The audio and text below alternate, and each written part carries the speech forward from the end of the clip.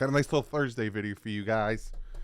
Some things I want to talk about, and obviously you can see by the title, I'm going to kind of go more in detail on why the Miami Dolphins did not trade for anyone at the trade deadline. So, let's do a backflip right into this.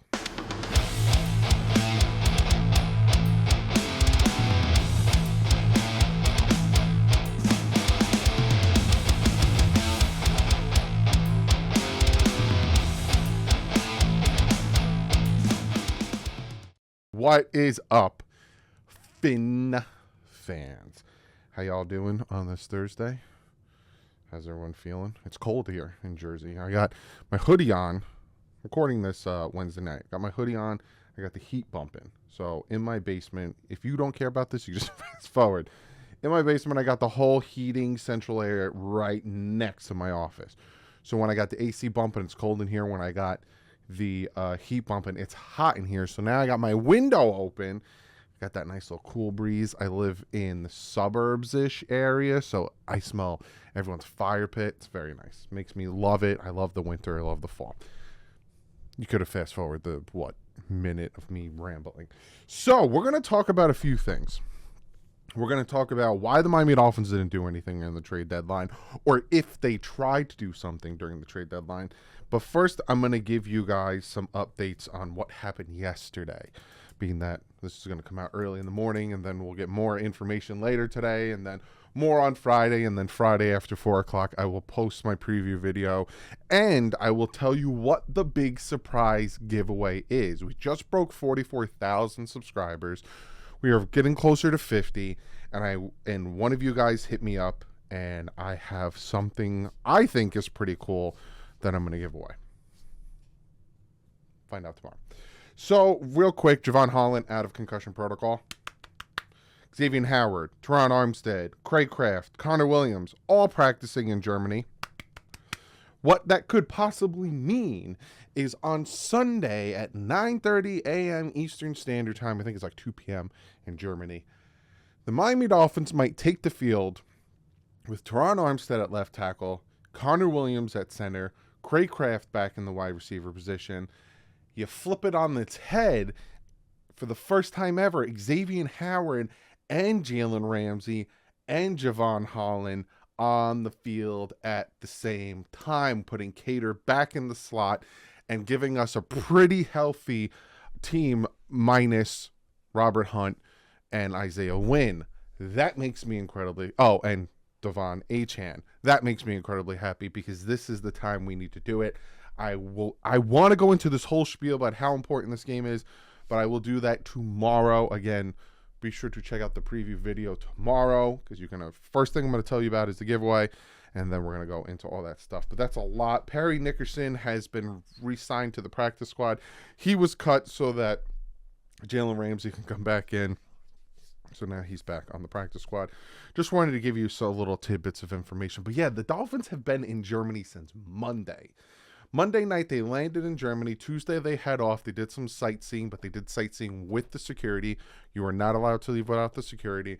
Wednesday, Thursday, Friday, they will practice there. Saturday, probably do their normal walkthrough. Sunday, play the game.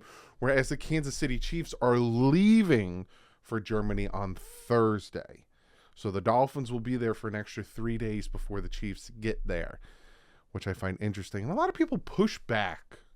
I made a little assessment, and a lot of people on Twitter pushed back about the fact that I think it's a small, minuscule edge. But to me, I think there's a very slight edge, the fact that the Dolphins played at home and headed to Germany versus playing in Denver, having to go back to Kansas City, and then heading to Germany. I think there's a slight edge. I'll talk about it tomorrow, but a lot of people are like, it doesn't mean anything, Doug. You're being ridiculous. And I'm like, your response is kind of ridiculous. I'm just giving you my opinion. There's no need to get all antsy in the pantsy. So that's just a little tidbits of information. Now we'll go into what the title of the video is and kind of talk about why the Miami Dolphins didn't make a trade at the trade deadline. Before we jump into that, I'm sorry, but I got to play this clip from my video last Thursday where I gave you guys names that I would like to talk about, and I can't say I didn't warn you. I'm going to play the clip. I'm going to be 100% honest with you. Say Tuesday 4 p.m. comes around. I don't expect the Dolphins to make any trades. Now, last year they traded for Bradley Chubb. We all saw how that panned out. He's not worth the contract we're giving him.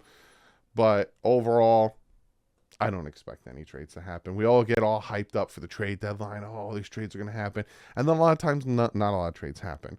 So take it with a grain of salt. I literally warned you. I literally, if you watch the entire video, I literally warned you that probably nothing's going to happen. And we're getting all woohoo for no reason. I warned you. So anyone mad the Dolphins didn't do anything, I can't say I didn't warn you, because I warned you. But I'm going to go into some details why. Now, there were some trades at the trade deadline. The Washington Commanders got rid of two of their top pass rushers, Montez Sweat and Chase Young. Montez Sweat went for a second and something else, I think, and Chase Young went for a third. Rasul Douglas goes to the Buffalo Bills for a third. Ezra Cleveland goes to...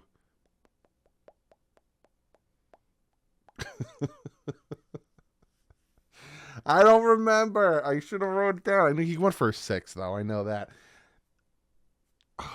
It's going to pop in my head as I'm talking, but Ezra Cleveland gets traded. Leonard Williams goes to Seattle for a second this upcoming draft and then a fifth in 2024.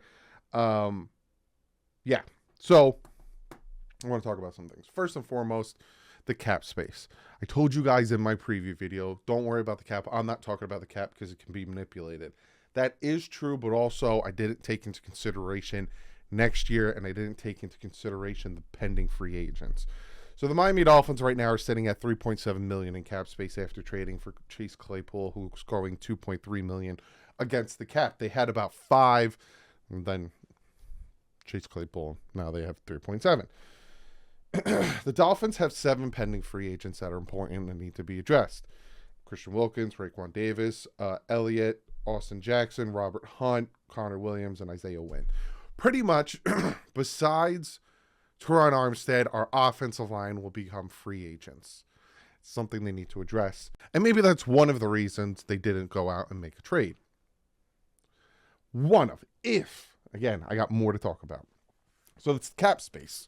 They need to carry some over, yada, yada. Also, draft picks. The Miami Dolphins in next year's draft have a first, a second, a fifth, 2 sixths, and a 7th. If you notice, a lot of the guys I named went for like thirds. Rasul Douglas, 3rd round pick. Chase Young, 3rd round pick. Montez Sweat, 2nd round pick. Leonard Williams, 2nd round pick. A lot of these guys went for 2nd or 3rds. Miami doesn't have a 3rd. So they couldn't even try to, or a 4th. Say they wanted Jewel, or Jewel, however you say his name, and the Broncos wanted a 4th. We can give you 25 4th. No, we want a 4th next year. Well, we don't have one. Well, goodbye. Click. So that might also have impeded the Miami Dolphins from making a trade happen because they don't have a 3rd or 4th round pick. And then teams might be like, all right, give us your 2nd. And they're like, no, he's not worth a 2nd. Like you look at Montez Sweat getting a 2nd, but Chase Young getting a 3rd when Chase Young costs less on the cap hit, $2.95 million, and Montez Sweat costs $6.3 million. See what I'm saying? That also is another implication. Like, say the Dolphins did somehow get Montez Sweat for a 4th. I'm sorry, we don't have a 4th. For a 5th. Well, they'd have to restructure some things because we have $3.7 million in cap space and he costs $6.3. Again, layers. But again, I digress. The Dolphins might not have had the draft picks to do what they needed to do. Hey, Doug, what about Ezra Cleveland? You brought his name up. Yes. 6th round pick. He costs $1.6 million in cap space. I have no answers for that one. I got nothing. I got nothing. I have no response. When I saw Ezra Cleveland get traded, I was like, a 6th? We got 2 of them. No? You're cool with the offensive line? Butch Berry probably knows more than I do. Hell, this offensive line's playing pretty decent. Okay. That's the only one. Out of all the trades that happened, Ezra Cleveland getting traded, and for a 6th and $1.6 million in cap space, I'm like, no. But here's the other thing that I want to address also. You know, like Josie Jewell, 2.7 million. But then a lot of people want Garrett Bowles. He's 7.6 million against the cap. He's probably going to cost a third or fourth. We didn't have it. Again, talking in circles. The other thing, let's not act like they didn't try. We don't know. We didn't find out until 2023 or the start of the 2022 season that the Miami Dolphins tried to trade for Darren Waller from the Raiders, and the Raiders wanted too much, and the Dolphins didn't pull the trade off. So there has been trades that the Dolphins have tried to do, and they just didn't happen. Obviously, you know about the Dalvin Cook, you know about the Josh Jacobs, and you know about all that stuff. But we didn't learn about Darren Waller until the season started, and that happened March. So let's not sit here and act like the Dolphins probably didn't try. Like, maybe they didn't like Ezra Cleveland. Maybe they thought to themselves, hey, there's somebody else we want. Or Ezra goes to... You're probably screaming it in the comment section. Let's see if Siri knows. Hey, Siri. Where did Ezra Cleveland get traded to? Okay, I found this on the web for where did Ezra Cleveland get traded to. Check it out. Cleveland. No, Jacksonville. Why did it say Cleveland and Jacksonville? It's one of those two. But let's not. But then also, I heard at after the trade deadline that the Denver Broncos were saying no to trades. The Oakland Raiders just moved back to Oakland. Why'd you go to Las Vegas? Las Vegas Raiders were saying no. The Giants were saying no to Saquon trades. Even the Bears let their corner go see trades, and then they denied it. And the Derrick Henry, Titans were saying no to him, and Titans were saying no to a lot of trades. So, like, there was players that I wanted, obviously, from Denver, from Tennessee, and the teams came out and said that they weren't trading. No, we don't want to trade these guys.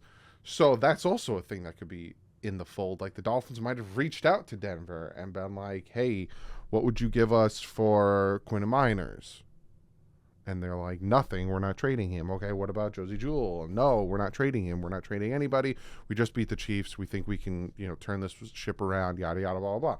So there's a lot of impending things and a lot of behind-the-scene things that happened on why the Dolphins didn't trade. Or the biggest, probably obvious answer is they like the team. We have the number one offense in the NFL. Our defense is getting better. Our defense is getting healthier. We're going into a bye week where we're going to get, after the bye week in the Raiders game, we're going to get Devon Achane back. We're getting Teron Armstead back. We're getting Connor Williams back. We're getting Xavier Howard back. We're getting Javon Holland back. We're getting all these guys back. Maybe the Dolphins are sitting back and like, we'll call up people, but if they're asking for more than we're willing to trade for, we like our team. We're 6-2. And I know some people are like, well, the Bills go out and get Rasul Douglas, and the Bills go out and sign Leonard Fournette. The Bills are so much better. They needed to do that. The Bills needed to do that. Plain and simple. The Bills are struggling in those areas that they needed to go out and make those moves. The Dolphins don't need corners. The Dolphins don't need running backs. Yes, we need some depth at the offensive line, but we don't. But again, the Ezra Cleveland one, I'm like, why didn't you do that, Miami? Why didn't you do that? I don't know. That's my answer to that one. That's the only one that I'm just like, I got no answer. A sixth and 1.6 million? And he takes over for Wynn? Like, they might like Robert Jones at left guard, and Robert Hunt might not even be that banged up. He might play on Sunday. So they're fine at right guard, and then, like I said, Jones at left guard. They might like those things. I don't know. But, hey, I'm happy with the team. 6-2 going into the bye week. 7-2 possibly. Worst case, 6-3. I'll take it, but tomorrow's video, I got a lot to talk about in tomorrow's video. Again, get the giveaway, and then we're going to preview the game. I got this whole spiel about how important this Chiefs game is and what the Dolphins need to do and how it affects the rest of the season. Now, it's not important in the aspect that the season's on the line, but it's important. I'm going to talk about all these things in tomorrow's video, so I'm very excited for that. It'll be out tomorrow after 4 o'clock because I'm going to wait until the final injury report. Well, other than that, I'll see you guys tomorrow. Hope you guys enjoy this little impromptu video. But like usual, stay classy. And Vince out.